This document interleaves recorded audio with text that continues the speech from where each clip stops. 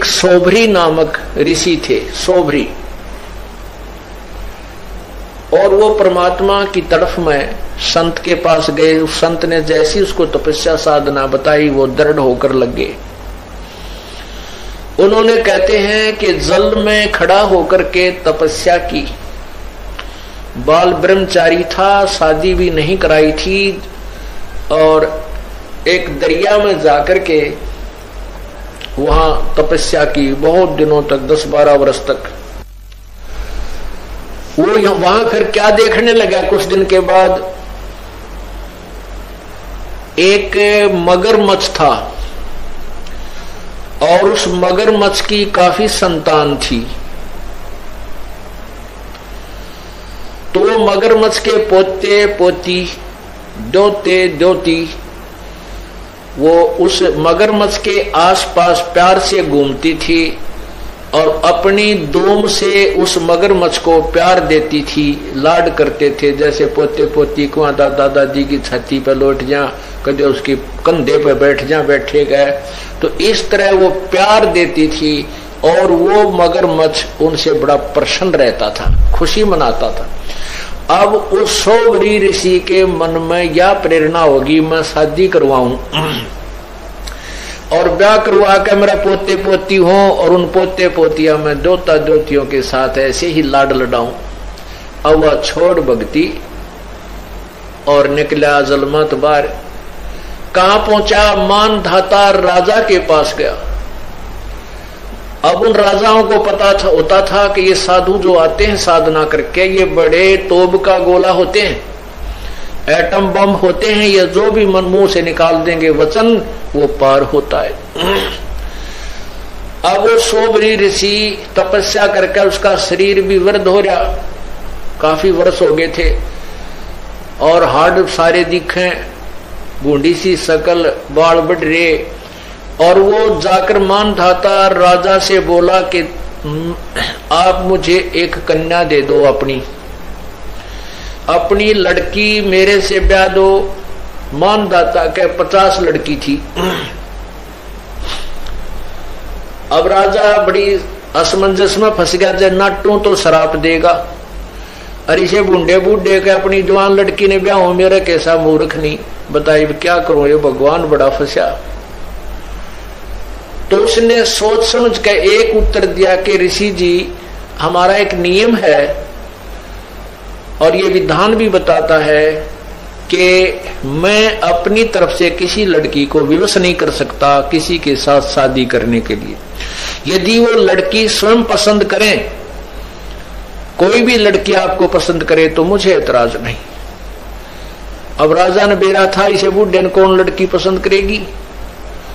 तो ऋषि बोला जी मुझे मंजूर है, मुझे मंजूर है, अगर ये आपकी कन्या मुझे पसंद करे तो मेरे से शादी कर लेगी। तो राजा बड़ा प्रसन्न हुआ, भाई ठीक है, कटा टंटा, लड़की को पसंद करेगी नहीं और यह बला टल जाएगी।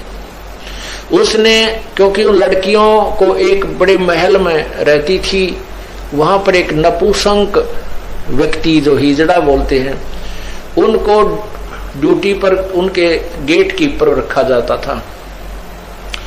तो उसने उस नौकर को बुलाया राजा ने और कहा कि ऋषि जी को लड़कियों के महल में ले जाओ और ये जो भी लड़की इनको पसंद करेगी इसके साथ उसकी शादी कर दी जाएगी। अब उस ऋषि जी ने अपनी सिद्धि साधना और सारे जीवन की कमाई इसको कहां बर्बाद करना शुरू किया, अपना सुंदर शरीर बना लिया नौजवान लड़के का। और जो ही उन लड़कियों के महल में प्रवेश किया और उस नपुंसक ने सारी कहानी बताई कि राजा का आदेश है, जो इसको पसंद करेगी उसके साथ शादी कर दी जाएगी। उन 50 की 50 लड़कियों ने उस ऋषि को पसंद कर लिया। अब राजा फंस गया अपने वचन में, सारी कहानी आकर बता दी गई कि आपकी 50 की 50 लड़कियों ने मुझे पसंद कर लिया है। इसकी गवाही सब लड़कियों ने भी दे दी कि हम इसे पसंद करती, क्योंकि सुंदर शरीर बना लिया उस ऋषि ने।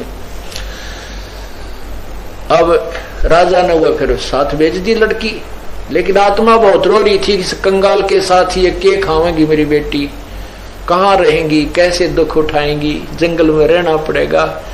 पर चलो इनका भाग था, मैं क्या करूं।